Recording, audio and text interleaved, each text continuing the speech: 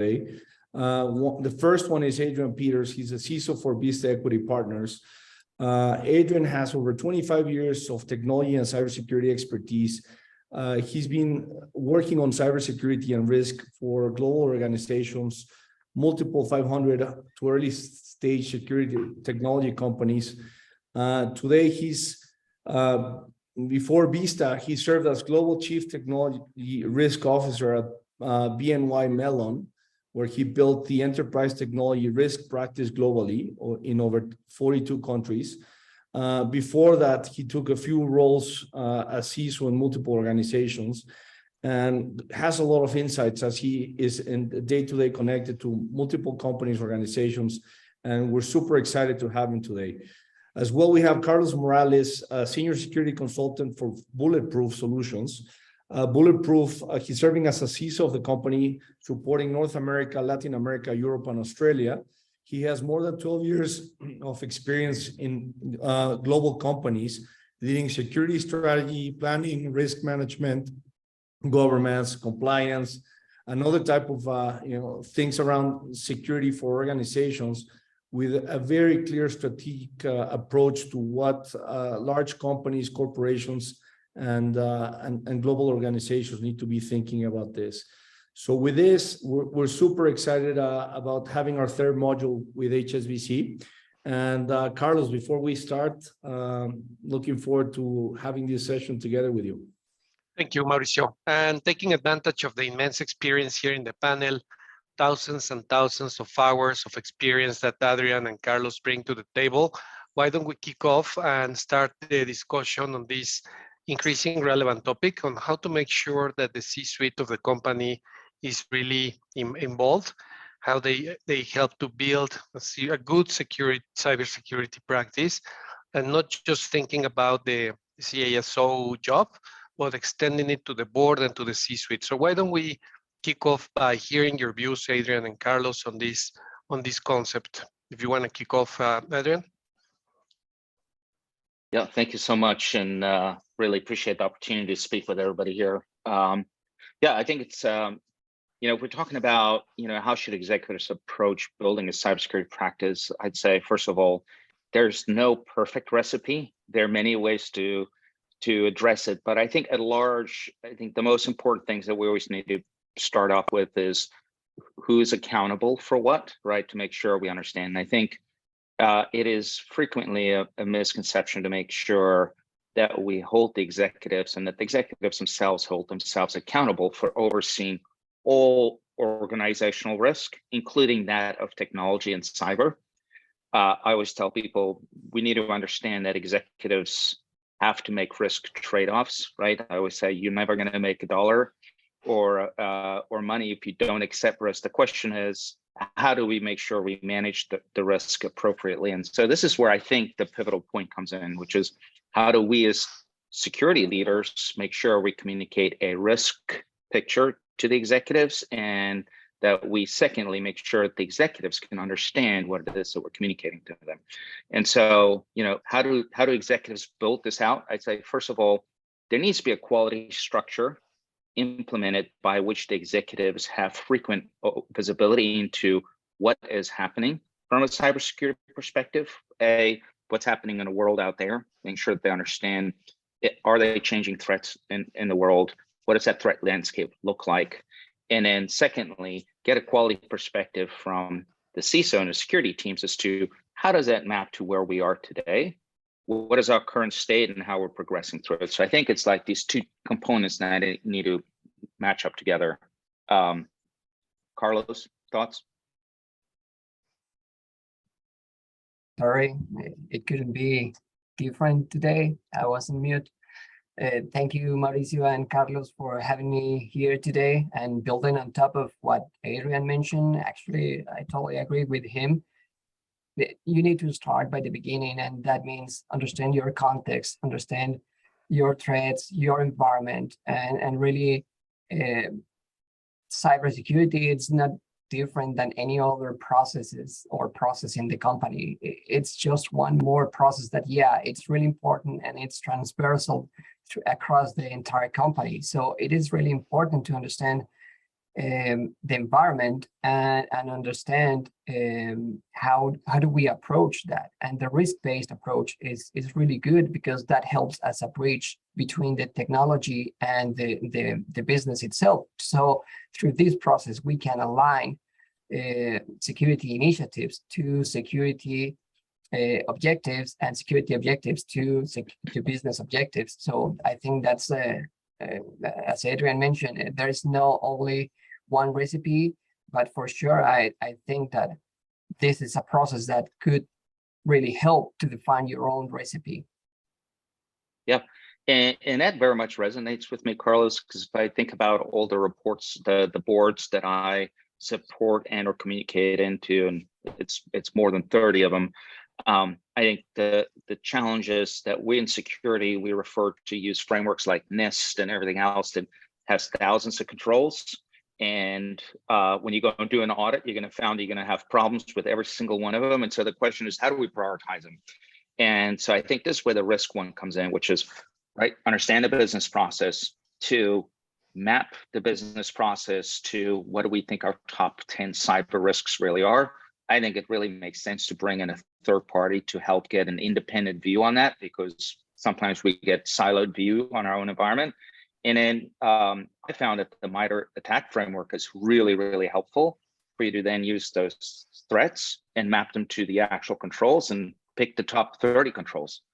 My perspective has been, if you hit the top 30 controls, you're probably going to be biting down about 90% of your risk or 80% of your risk, somewhere around there. And so I agree with you, really doing a top-down risk review and mapping the must-dos to that, I think is really a good approach to get management to understand how we're addressing the program. I've also found it addresses a second big challenge I always run into, which is somewhere there's always somebody in the board who sat next to somebody else in the plane who said, oh, what are you doing about this thing or that thing? And so if you have a risk matrix by which you drive all these executive security decisions, it's easy to say, okay, that makes sense. Is that a top 10 risk? Right? And if it's not, okay, so should we now worry about 11 risks or 13? But it drives that prioritization conversation. So I agree. I think it's a really good point. Yeah, and it's really important to really define a governance process and in the organization. Normally, it's something that we assume that it's there, but really we don't have very often a full and mature governance process in place that will take those roles and responsibilities, but also good documentation, policies that set the boundaries for the entire organization, committees, etc., that are really important to really keep this going. Risk management and the risk assessment is not just one process. It's not a project that will be performed once and that's it. This is an ongoing and really live process in the organization. So it's really important to have a good governance strategy in place. And Adrian, quick question. Usually when you first start attending a board and you arrive, what are the first things that you would like or that you ask a board to see if they have something around cybersecurity? I think in Latin America, we're trying to catch up to other places around the world. We're a little behind. And a lot of the questions sometimes asked is like, okay, how do I start? No, so usually you coming into a new board as you're assessing how is your cybersecurity risk, what would be the questions to ask that board or the executive team so people get some ideas as to what they could be asking within their boards or executive teams? So that's it's a great question, Mauricio. I think we need to probably start with stepping back and say, what is the board's responsibilities, first of all? And so generally the way I think the SEC defines it, and I think it's a pretty good model because they've worked a lot of time, they've spent a lot of time with the EU commissions as well to do it. And so I'd say start there. But generally I'd say one is the board has I like to basically break it down into 5 components, which is one is they're responsible for making sure that there's a cyber strategic direction towards which the organization needs to operate. And we can get into, okay, how do you get there? The next one is they need to actually apply governance, which means they need to have a structure by which they can influence the strategic direction, and they need to have the ability by which they can understand whether we are or are not making progress on that. The third component is obviously to then, through that applied governance structure, actually now influence their cyber risk oversight. So that means they're in that process by which they are responsible for seeing what risks are we accepting, what risks are we not accepting, and how are we executing against that cyber strategy. And then the last two components I think are lighter. They're a little bit more around people and culture, which I think is always important, because when we think about security, it's always people, technology, as well as process, and we want to make sure we address the people component as well. But so the last two is talent management. How do we know we got the right security people to continue to support how we're driving and progressing on the maturity security program? And then secondly, how do we set and maintain the cultural tone within the organization? Okay, so by the way, how are we prioritizing security awareness? How do we measure the awareness in the organization? And then how do we make sure we got confidence around the security, which ultimately begins and ends with every single employee we have. And so generally, I think that's the responsibility that the board has.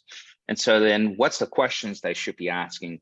I'd say there's a couple of things I always like to do when I think about it, which is, one is, does the board have a clear understanding of what the current threat landscape in the outside world looks like? Because I think you need to be aware of what to worry about before you can go and say, okay, it doesn't matter to an organization.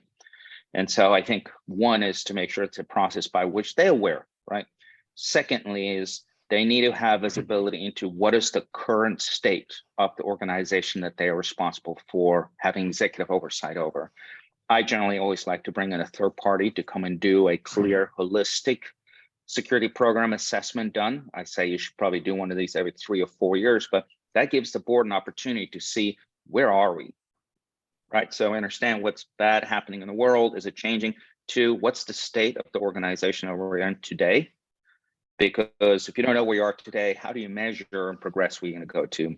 Then the third one is to make sure that we talked about strategic direction, right? Is to then go and say, okay, how do we, and what is our plan to go and drive the program to where we think we need to be, right?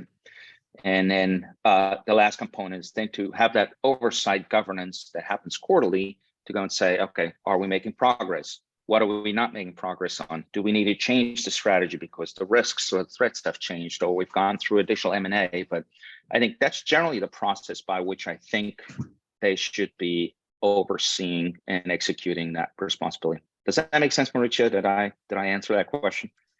Yeah, no, I think it's great. And I think, Carlos, you can complement it by getting a sense, now that you're looking at, you've always been looking at global companies, but 2 different angles, right? One from a view from a corporation outside Latin America, another one, a global view from a corporation inside Latin America. Where are you seeing those gaps to complement what Adrian is talking about, to see, okay, how can people in the region bridge the gap faster? Yeah, sure. And it's really interesting that difference between the 2 you mentioned. But for sure, I think that something important to keep in mind is that every organization has its own maturity level. So although we try to categorize organizations in different maturity levels, they have their own environment, they have their own trend landscape. Those pieces are really relevant for them, and it's important to keep that in mind, because when we try to start benchmarking against industry or other companies around us, sometimes is not as relevant as we could imagine, and it could bring to different things, and well, it could become really a problem in terms of, do we really know how far they are, or the reality they have for the benchmark? Is it really comparable to us or no? And what I'm trying to say with that is that in some cases, that could be the false sense of security if we are in a good comparison against a benchmark. And maybe we are not because we are facing different threats or we have a different environment. And that's something that we need to keep in mind. And the boards in Latin America, I think that there is a continuous improvement, and they have been improving over the last 5 years. But for sure, the maturity level for the boards and the questions and all the information that they are gathering outside the Latin America area, it's more mature. I think that in Europe and in the United States, they have a better structure on what to do, how to pursue, and what questions to ask, more in terms of risks.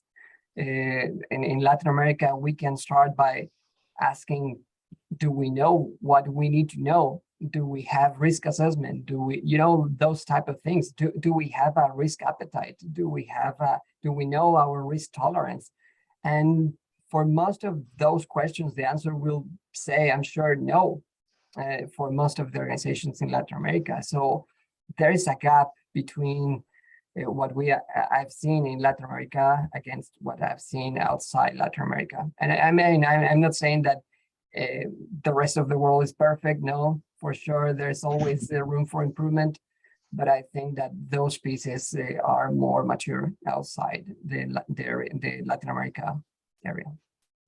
Yeah, and I'd say it's a work in progress for those of you who've seen European and/or US regulators. They're not very prescriptive. They'll describe how they think something should work, but they won't prescribe how it should work. And so in many ways, organizations are figuring it out as a result of class action lawsuits and/or SEC findings and fines. But generally, I'd say my observations are that a board is very comfortable with overseeing how an organization is dealing with operational risk, how they're dealing with financials, right? Oh, what's our forecast look like? What did our 1099 look like? What did our tax filings look like?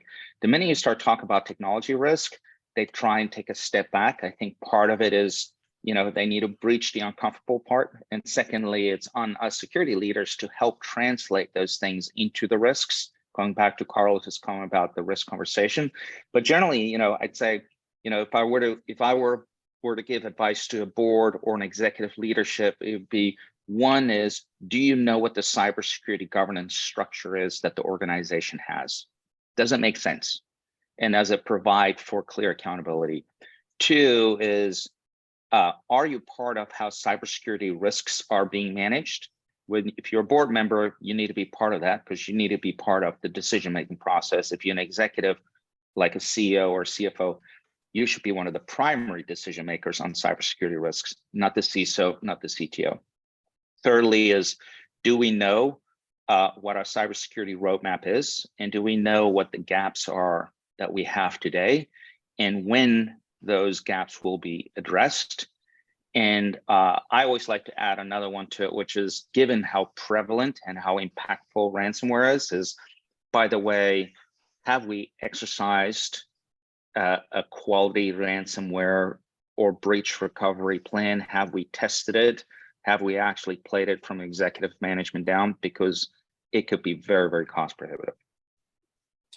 And ransomware is a great example, because it's really easy to show the impact on a ransomware attack, and it's really easy to see from technical people or business people to see the impact on the operation and everything. So yeah, ransomware is great, and test the ransomware readiness of a company.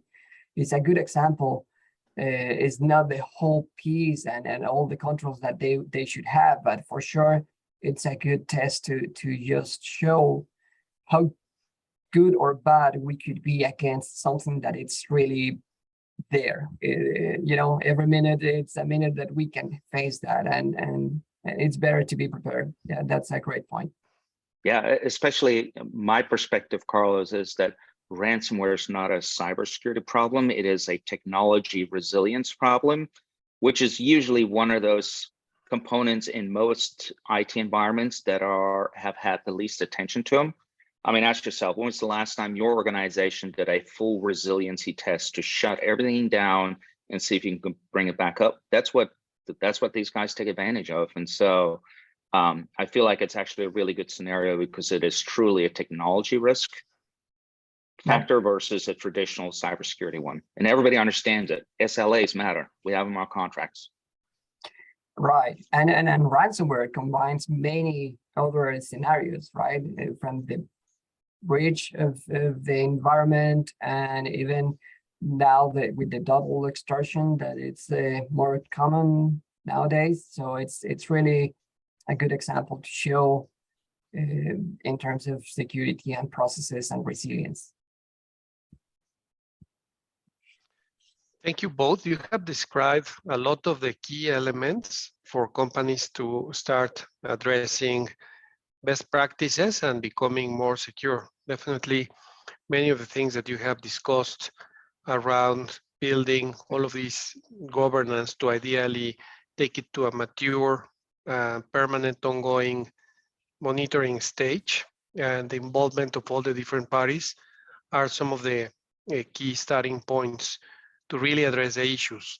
So building on this, I wanted to see if you have additional elements on what else companies should be doing around enhancing their security perimeter.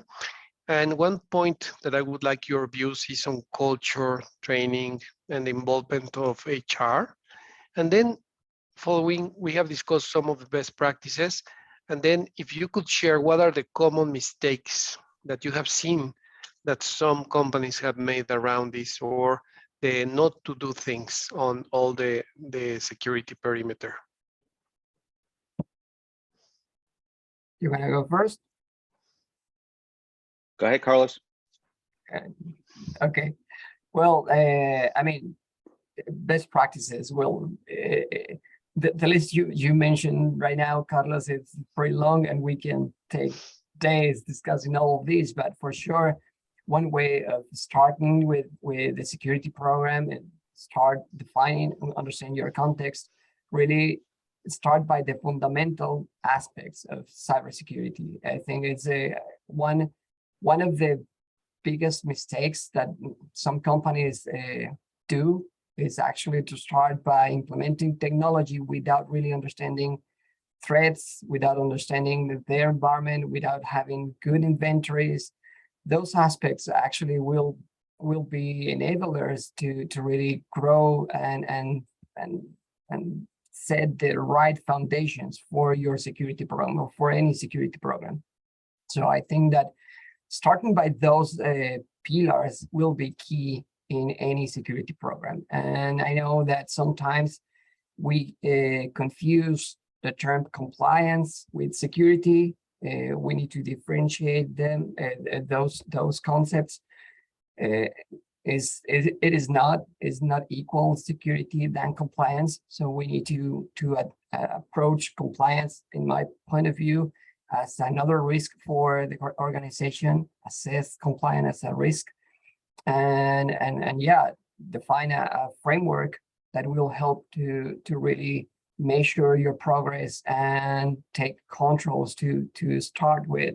But in the end, some organizations, and I know a very large retail company in the United States, well, it's global company, but they are above the frameworks, and they are above the general and industry. So they start to develop new tools and new frameworks and adapt new controls for their reality, and it's only possible because they understand their own context. So I think that's key for advanced organizations.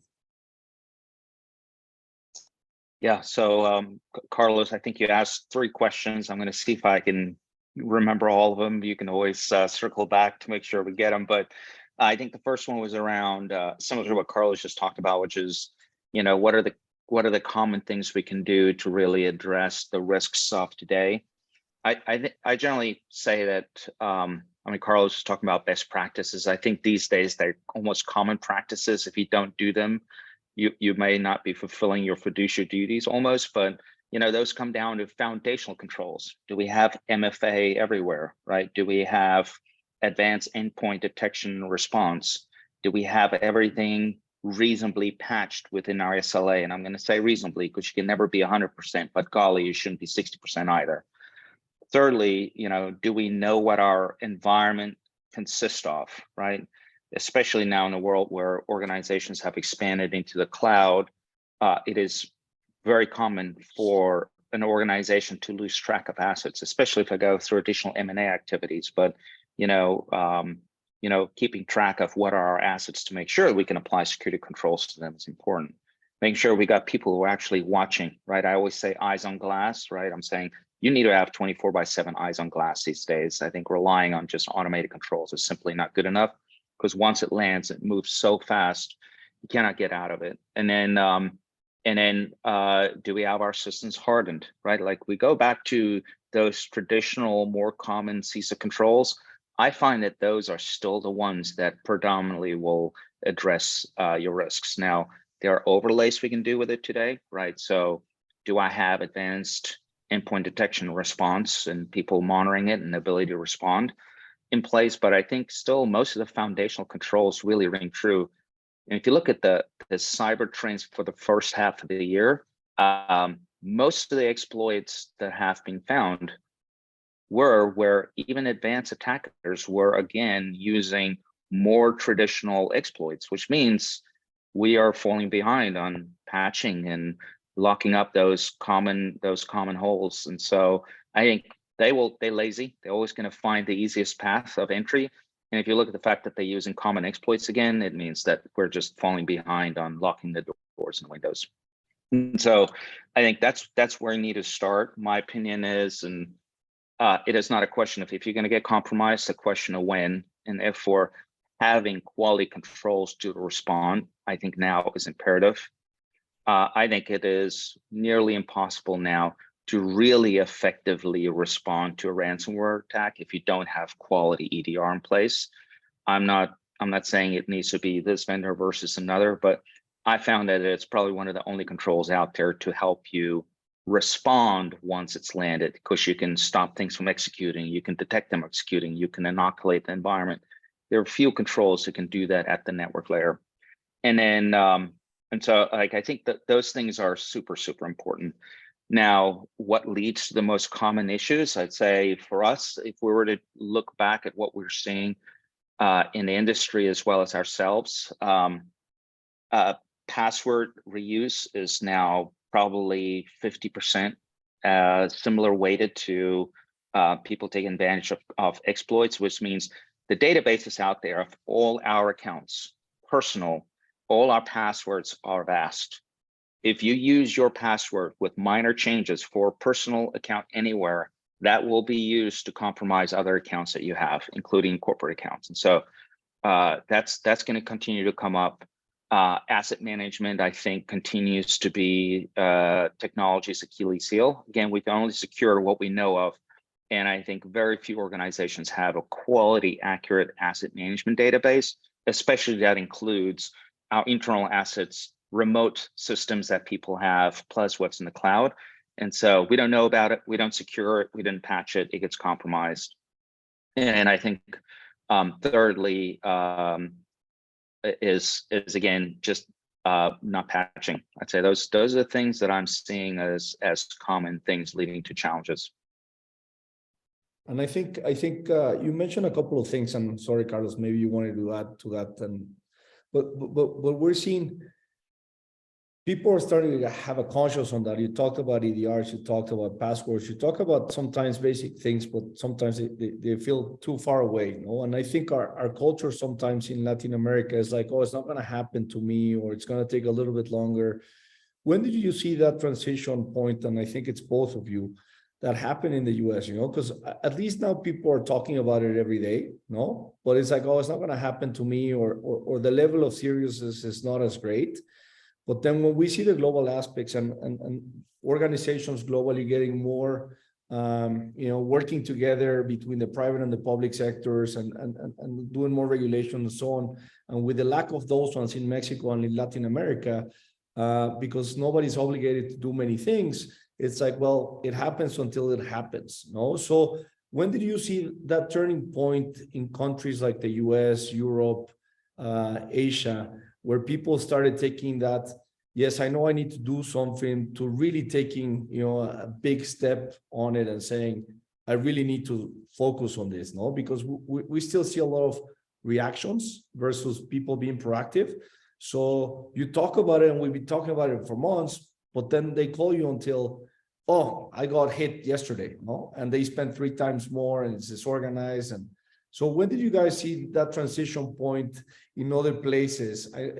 Just to get a sense of, bring that awareness. No, it's not only good talking about it, and it's not only knowing that, hey, I know I need to do something, but when did you see that changing in other countries or places where we can anticipate that and waiting too long for somebody else to come in and tell you, oh, you got to do it now, no?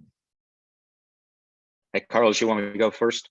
Yep, that's good. All right, it's a great question, Mauricio, and I'd say all of these things are, as I described, a reality TV, meaning what we have today is what we have, and it's continuously evolving and changing. I'd say there's a couple of things that have changed. One is we've got regulators who've taken acute attention to personal information and the obligation to report that. So you've got the EU regulations, and they've extended billions of dollars in fines over the last couple of years, right, around how are you managing people's private information. I think similar in the US, we got a whole bunch of states who've taken the same activities, as well as we got the FCC that have stipulated a bunch of requirements that organizations, if they are in critical infrastructure or financials, that they need to adhere to. And you would generally think that, okay, that just means that it's a very small entity that really is obligated to ensure that they've got quality controls in place, whether it's getting certified, whether it's going through annual audits. But it's actually not true, because almost all these organizations today rely on other technology firms to provide them with services, right? And so we've got a pretty vast supply chain today. I would be surprised that if there were not a whole bunch of South American firms that don't provide centers of excellence, products, data storage, data processing, et cetera, as part of that supply chain. And what's happening is these organizations that are regulated are now being forced to go and validate that all their third parties are meeting those same obligations. And so it is quickly shaping the rest of the industry to fall into shape. And so that's what's happening on the regulation side. Two is we've seen a lot of class action lawsuits now because data have been exposed. So there's the cost associated with conducting that business, as well as not just you, but again, any of your third parties for consumers. So you got the consumer aspect.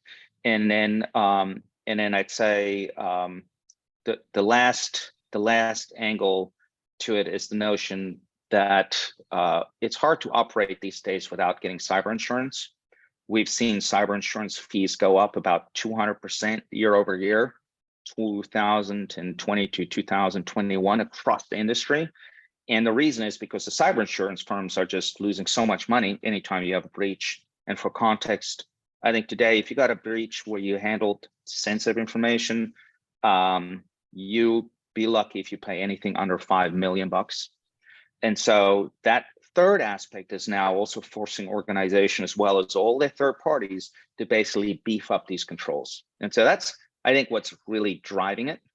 It's not that organizations don't want to do the right thing, but they also need to manage the risk. But that's what I've seen really taking significant steps towards driving those mature programs. Thank you, Adrian and Carlos. I think you have described many of the key elements that any board and C-suite executive should take into account. And now we have started to speak about money, and we have a number of excellent questions. I hope we can discuss all of them. So why don't we kick off with the first one from Ruben Sanchez, and thank you for making the question. Refers to taking into account the return of investment. On all of these initiatives, cybersecurity incidents will let you know that you might be underinvesting, but how can you effectively measure your ROI for cybersecurity and understand that you are not overinvesting? What should be the best balance? Well, I will say, and that really to have a good answer is, it depends on having a good set of information to analyze, right? So it's I don't want to sound like a consultant, but it depends. It depends on the data that you have and what it's actually available for you to analyze. So in a sense, if you have good data and you have a good context, internal and external context, and you can quantify money some aspects of what will cost you that incident, then you can come up with a number. Maybe it won't be perfect, but you will have a number, and if you have the right people in the session and you come up with that number among consensus of everyone in the organization. Well, when I'm saying everyone, is the relevant people in the organization making these decisions, will be a number where you can start and you can have that starting point to really define if the investment is good or no. But really, if Ruben, I think it was, doesn't have a good set of data and don't have enough information to quantify that impact, well, he can assess risk based on the qualitative approach, and measure the return of the investment against that reduction of the risk that is expected. And it's I think it's not more than that. What we can do, it depends on the data we have. It sounds easier sometimes, and you can find many books. I think that we have mentioned in the past some books like the how to measure anything on cybersecurity or metrics on cybersecurity that are good books, but both are based on the data that you have. Even if you follow a fair approach for measuring and the risk management approach based on the fair methodology, you need to have a good set of data and being really constant and reliable to make that type of decisions. Yeah, it's a good question. You know, I think the challenge is that most organizations don't have the data, right? If you were to ask any CEO, how do you measure our financial exposure risk? They have all the data available to them. They know who the suppliers are. They know what the financial status of their suppliers. They know what their current cost per asset is that they sell. They know what the operational overhead is, and they know what the insurance costs are. Most of us don't today know where is all our data, who have we shared all our sensitive data with, meaning what third parties have access to it and process it. And so I think generally we've got the inclination to lean towards asking the ROI questions when we've never done the diligence to actually understand what is our exposure to begin with. So Carlos, I agree with you 100%. That said, there are some easy guidances. You mentioned some books out there, but there's also a lot of guidance there's out there around what should your cost be per single piece of sensitive data. I think there's I'm trying to remember what the last one, but it was like 25 cents or something like that. But there are definitely a lot of data out there you can use in order to understand and do some general ROI calculations. I know AIG, which is I think one of the biggest cyber insurance companies out there in the world, they publish every 6 months their financial loss expectancies around cyber because they do the insurance for it. And so to simplify, you can use data like that in order to say, got it, here's the average loss expectancy that an organization should have of our size or in our vertical. I can use that to do some easy extrapolations. And again, I think to Carlos's point, it's not going to be accurate because we almost always underestimate our exposure to our third-party supply chain.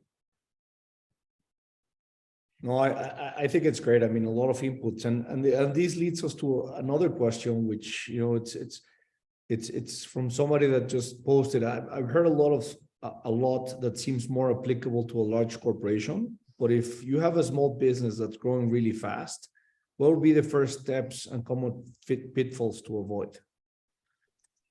Well, I have had a chance to work with many small and medium organizations in the past year, and really I can see that they can start with a different framework. Sometimes they are dealing with many issues, not just the cybersecurity aspect of the business, but really to start the business and keep the operations going. And that's a huge time-consuming aspect of what they do in the beginning. And then starting with a different framework, something that is more accurate to their size, could help to really start with the right foot. And with that, I mean that they don't need to worry about a full NIST CSF or full, well, the CSF is kind of flexible, but 853 or an ISO standard. They can start with something different. That in the UK, they have Cyber Essentials. In Canada, here we have Cybersecurity Canada, and I'm sure that in Mexico, they have a framework for small and medium businesses. So those frameworks start with the basics of the cybersecurity. And if they are a startup, once they define and start the organization and the product and everything, they should incorporate security by design. I mean, they are starting. One of the advantage they have is actually that they are new. They can build and they can grow secure. And that's something that a big company doesn't have. They need to change, and the work in the last 10 years was completely different, and nothing was built with security in mind. So they need to change a huge infrastructure. Then a startup doesn't have to change. And also, I've seen that the cloud adoption for startups, it's almost 99%. So they can leverage those type of technologies to really build a more secure platform and start with by the beginning, I will say. Yeah, resonates with me. In summary, I'd say my observations are, to Carlos's point, the pitfalls usually are, one, they don't think they're going to do security now. They'll do that later. We'll hire security people later. Avoid that at all costs. Make sure you've got a quality security individual on the team. Secondly, we found that if organizations truly embrace the cloud at startup and they build the cloud native controls into their platforms and use modern cloud patterns, they are innately a lot more secure, and they don't have the burdens, to Carlos's point, of being a legacy organization. So I'd say that's pitfall number 2. Pitfall number 3 is not early enough, making sure you got the common controls automated. You got people with eyes on glass. I'm of the opinion that today, even if you're a startup, you need to be engaging a third party to help validate scanning for patching, make sure that EDR is everywhere, make sure people are monitoring, and making sure that you've got some cyber governance running and common controls monitored. Doesn't mean you need a staff for them, but you need to go and hire a third party to do so. But I think the days are gone when we'd say we'll do that when we're at 8 million ARR or 15 million ARR. I just don't think you can afford to not do it anymore. No, and I agree with both of you. I think, it's a culture, right? So at the end of the day, if you have it in you, you don't need to be spending millions to do this. But to your point, there's companies out there that can help you bridge that gap with at least the basics. And basics are, you all both mentioned it already, changing passwords, patching and having the last updated version of what systems you're running with, not connecting to Wi-Fi, being careful with the phishing attacks. All those things, a lot of them don't even cost a lot of money. But it's a culture that I think, to both of your points, you need to start growing up with them and not only think, oh, I need to spend a lot of money. Because you, Adrian, we're talking about having someone skilled. and the lack of talent becomes a challenge. And that's why sometimes you need to reach out to third parties to see, okay, how can you help bridge that gap so you can continue running your business, no? But it's interesting. Another one that's here is when it comes to IT and business resilience towards ransomware, should businesses include ransomware as part of their core scenarios in their BCP DRP strategy? What do you guys think? 100%. Yes, yeah. There's no doubt that's one scenario that must be considered. Yeah. Ransomware is such a great scenario because it tests almost every single component of your resiliency plan, right? You got to have internal communications because what do you tell your people? You got to have external communications. You need to decide when do I escalate to the board, but also at a technical level, you need to be able to have confidence that you can restore any single point of your infrastructure, no matter what the impacts are. I mean, I can tell you, I've been involved in ransomware incidents where everything over a weekend got encrypted. We're talking about a massive institution, but people couldn't even get into the laptops, right? And so, like, let's talk about the perfect resiliency. Like, how do we get into our systems? What if our jump hosts are encrypted? But it really gives you an opportunity to walk through almost every single aspect of your resiliency program. Yeah, and helps to really ask some questions about what goes first, you know, because when everything is encrypted, okay, and what's the priority? And some organizations don't know, you know. So yeah, it's really important to have that. Yeah, no, that's great answers. Another one is, how do I know which are the best specialized options that can help me balance regulatory compliance and security challenges that I need to consider?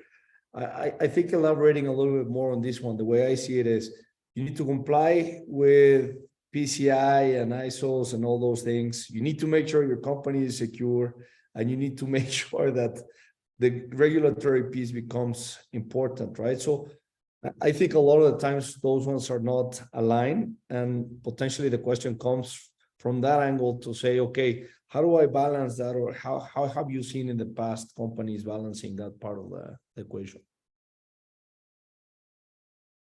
You want to take that one, Carlos? Okay, yeah, sure. Yeah, that's for, I think that something that must be addressed risk-based for defining what goes first and what's the level that we need to achieve. Although it could sound like that, right, we need to see compliance as another risk. And when we need to, for instance, comply to GDPR, then we need to really see what's the environment that needs to be compliant to GDPR and have that compliance approach. And that means I will comply with GDPR, nothing more than that. So that means that compliance is not security. Compliance is meeting the expectations of the regulation.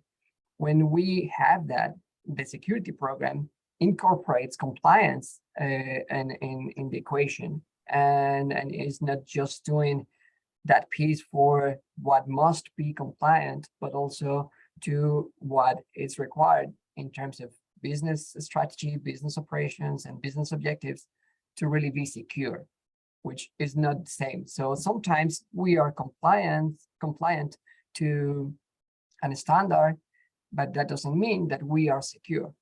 We need to differentiate that and have a clear strategy on what we are doing, and each initiative should really define what's the objective of that initiative, because sometimes it's confusing, and compliance it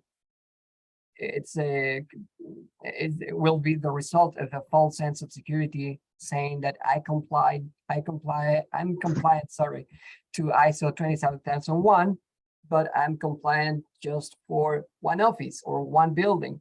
And the organization is happy because they imagine that globally they are compliant to that framework or that standard, and it is not. So I think is an approach that I will suggest to have here. Yeah. Okay. Well, there's another one. Go ahead, Carlos. And I think this should lead us to a good reflection on the closing, but also there's an interesting question here talking about the C-suite concept and expanding on the thinking of collective defense of the company. Here it says, I'm an executive in charge of a business area. not related to cybersecurity responsibilities, what should I know or do? So first of all, those are the questions we want our executives to be asking, right? And if their security leadership can't answer it, then you already know you got a problem. But like, this is fantastic. This is exactly the attitude we want, because if there's no question, we don't know how to address it. And so, great question. Listen, if you run a business, you're responsible for all operational risk. And I generally just say security is just one of them. And so I think what's important is you need to understand what is your technology risk exposure. Your business, how dependent is it on technology? And then what is the state of that technology? Do you have an understanding of whether any of it is end of life? Who's managing it? Has it been assessed? Has somebody reviewed the process? Do I have confidence that the process is resilient and it's been tested? And do I have confidence that it is secure, and has somebody done a pen test or a security review on it?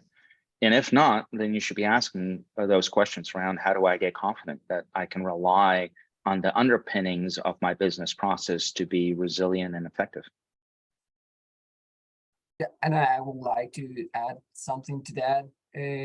That is actually that if he is or she, I don't know, if this person is not an IT executive, or it's a C-suite executive, but not related to technology or cybersecurity directly, everyone in the organization plays a role protecting their information. And in the business areas that I know, that sometimes we say IT and the business, and we forget that everything is business. But in those business areas, there is where we should have the risk owners, and they should be really accountable and responsible for driving change, and that change incorporates the culture, the new culture in their teams. So they can do, everyone in the organization can do a lot for security and changing the culture around information security, protecting the information we have, raising the hand when we see something. That phrase of, if you see something, do something or say something, is something that we should remember always. Nice. And I think we're getting almost running out of time, but just one thing that you mentioned, Adrian, before, and Carlos, you're seeing it, but we're seeing a lot of companies on the cyber insurance taking actions. And one of the things that we're seeing, at least in the region, is insurance companies are not providing the insurance policy because they don't have MFA. So the reaction of people are starting to buy tools without really understanding what to do. And it's just a reaction of something like, oh, I need to get this, and this is a checkbox. But sometimes they don't even have an EDR, they don't have a scanning vulnerability test, they don't have like password controls, the basics. But in order to comply with this, they're just moving away and saying, okay, just get this so we can get the cyber insurance. Maybe as final thoughts also would be great to just share some of the mistakes by just being reactive into something like this, to saying, oh, now I'm just going to buy this tool to comply. And I'm sure you've seen multiple places, both of you, around something like this. And we're seeing this reaction over and over because the insurance company said, you don't have MFA? That's my only measurement now. So we won't quote you on the cybersecurity insurance, no? So we'd love to hear that before we close out, and just any final thoughts from you guys. No, it's a great question. And I can completely see that being the way it plays out, Mauricio. And so I think what's important for everybody here to realize is, if you have a breach, today, the standard process is that your cyber insurance firm will be notified. The next step is for you to bring in forensic partners to come and do the forensics work. If that forensics work comes out and it turns out that you did not have common cyber practices implemented, they will either not fund you at all, or they'll only partially refund you. And so, why am I saying this? The challenge we're running into is, don't think that by you just doing duct tape and chewing gum, you're going to solve the problem. They are going in with the assumption, if you read the fine details, that you are managing a reasonably mature cyber program. And the way you will be assessed as to whether it's reasonable is for them to look at what are the best practices out there. And if they say, listen, you're blatantly not following them, they're just not going to pay out. And we've seen it, it's a reality. And so they are specifically emphasizing a set of controls today. But the underlying assumptions are that you have common practices implemented. You can go to like the CISA site, the Center for Internet Security and Alliance, like it will outline here's the common controls that you need to have in place. But they're going to assume you have those in place. And two, they're going to continue to ask different questions. We're now finding that most of the insurance firms are asking about 23 different controls now. And the reality is, if you don't have it, they're just not going to insure you. And it goes well past MFA. And so don't assume just addressing the one thing that you're going to get out and or get quality cyber coverage. Carlos, any final thoughts from your end? Yeah, just to thank the invitation, but on that last question, really, I think that the maturity of the insurers is different in Latin America than in the United States or Europe.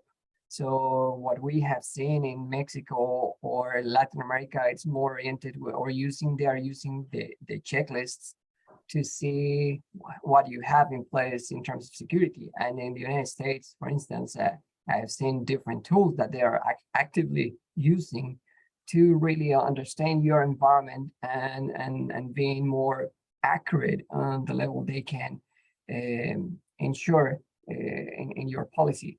So I think that's something also to consider. The market in Mexico and Latin America will evolve and will be more demanding on the level of security that will be requiring. Thank you, Carlos. Thank you, Adrian. I think it was an amazing panel. I think it's so inspiring to hear some of the things you guys are seeing across the globe in such huge companies, and also the experience that you have on smaller companies, because cybersecurity is for everyone. So thank you on sharing your messages, your experiences, and so on. And Carlos, I pass it to you to just do the formal closing. And thank you again, guys. Thank you, Thanks for the Mauricio. opportunity. Thank you. Thank you, Adrian and Carlos. Fantastic concepts. I think you left enormous knowledge to everyone around how to really tackle and build on best practices on making your company safer and better prepared. Some of the things that we have discussed today and some of the questions will be addressed also in next session. We would like to invite you to our next session, which is going to be the fourth session of this program on Thursday, 17th of November, in which we will be talking about how to measure the efficiency of your cybersecurity. So correlates perfectly with what we have discussed today. It will be also a fantastic panel led by Luis Ireland, Mauricio's co-founder on Metabase and COO of Metabase, Ryan Permeth, operating partner from SYN Ventures, Bob Gorley, co-founder and CTO of ODA LLC, and Leopoldo Murillo, our CIO in HSBC Latam. So thank you again all for joining us, and look forward to see you in our next session. Thank you very much. Thank you so much. Thank you. Bye-bye. Thanks. Bye-bye.